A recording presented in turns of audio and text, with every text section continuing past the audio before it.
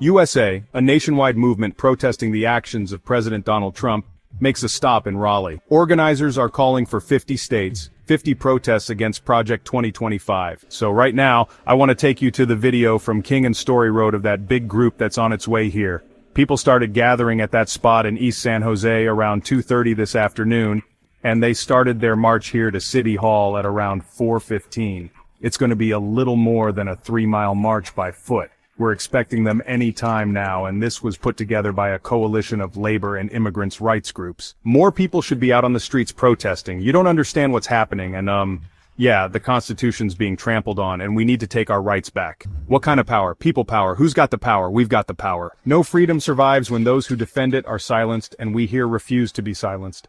On May 1st, 2025, what began as an ordinary International Workers' Day turned into an explosive national reckoning. From coast to coast, streets filled with the voices of the unheard workers, immigrants, the poor, all united in protest against what they called an all-out war on the working class. This was no isolated flare-up. This was an eruption built on years of frustration, years of being squeezed by rising costs, job insecurity, and deepening inequality. Under President Donald Trump's second term, many believe the gap between America's elites and everyone else has widened into an unbridgeable chasm. And now people are refusing to stay silent. I believe Donald Trump is trying to tear our country down. The only thing that makes sense is he is working on behalf of Putin. I mean, that's the only thing that makes sense. I mean, the things that he's doing are not trying to make America better. He's ruining our infrastructure, like every department in our government. He's ruining and he's right now destroying our economy. He's taking away all of our allies. We're a pariah in the world. Organized by a powerful coalition of labor unions, immigrant rights groups, and online grassroots movements like the fast-growing 5051 initiative, the protests were sparked by what demonstrators describe as a brutal, calculated dismantling of worker protections and public systems. Protesters say Trump's administration, backed by billionaire supporters like Elon Musk, has prioritized profit over people, power over fairness. If we start electing candidates who work for us and not the billionaire class, if we think big and not small, brothers and sisters, there is nothing we cannot accomplish. In the words of one protester, this isn't governance, this is exploitation wearing a suit.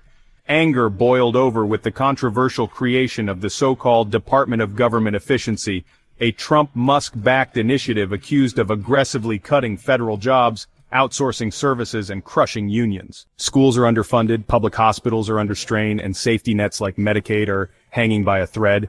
But, the outrage didn't stop at policy. Across New York, Chicago, Los Angeles, and beyond, demonstrators called for an end to harsh deportations, for a halt to the erosion of workers' rights, and for a government that serves everyone, not just the billionaire class. Many carried signs linking their cause to broader global struggles. The highest court in the nation ruled that Kilmer should be returned home. So why are they still waiting? Enough is not enough. From Palestinian rights to gender equality and climate justice, this wasn't just an American outcry. In Berlin, Manila, Sao Paulo, international solidarity protests exploded in response to Trump's global economic moves, especially tariffs that triggered job losses and slowed production across industries. This crowd stands against President Donald Trump and billionaire Elon Musk. We will not be silenced. Many abroad view Trump's policies not just as dangerous but destabilizing on a global scale. And now the situation is getting out of hand. Major intersections are shut down. Federal buildings have been surrounded, and tensions between protesters and law enforcement are rising by the day. The administration's silence, critics say, is only making the crisis worse. Fueling the fire further are Trump's sweeping tariffs, what some economists call one of the most aggressive tax hikes on the middle class in modern history. According to the Nonpartisan Tax Foundation, the average American household will now pay an estimated $2,100 more per year because of these tariffs. The U.S. imported $439 billion worth of goods from China last year, and those goods are now facing massive levies.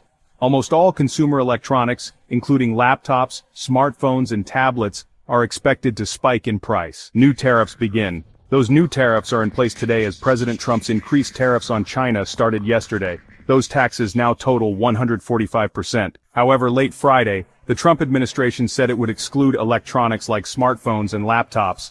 China, Vietnam, and Taiwan, the top 3 suppliers of these devices, sent over $47 billion worth last year. But it doesn't stop there because the US heavily relies on Taiwan for semiconductors. Prices on laptops, household appliances, cars, medical devices, routers, and LED light bulbs are all expected to rise sharply. Even everyday necessities like shoes and toys, 70% of which are imported from China and Vietnam, will cost more. Toys alone could see a 30% price hike by late summer, just in time for back to school. Apparel too is expected to become significantly more expensive, with tariffs hitting Bangladesh, India, and Indonesia as high as 49%. Industry leaders say the American supply chain simply isn't built to absorb these costs. And any attempt to shift production back to the US could still mean higher prices for consumers due to domestic manufacturing costs. In short, Trump's tariffs are hitting Americans where it hurts most, their wallets. Many feel like they're paying more while getting less. And now, the situation is getting out of hand. Major intersections are shut down, federal buildings have been surrounded, and tensions between protesters and law enforcement are rising by the day. The administration's silence, critics say, is only making the crisis worse. Protesters are no longer just demanding policy change, they're demanding accountability. They want the deportations reversed, the unions protected, and the social programs restored. They want a future where public schools are funded, healthcare is a right, and working families aren't treated as disposable. At its core, this May Day movement isn't just about wages or jobs, it's about dignity, about being seen, about a reckoning that's been brewing in America's underpaid, overworked, and overlooked communities for too long. And they're not backing down.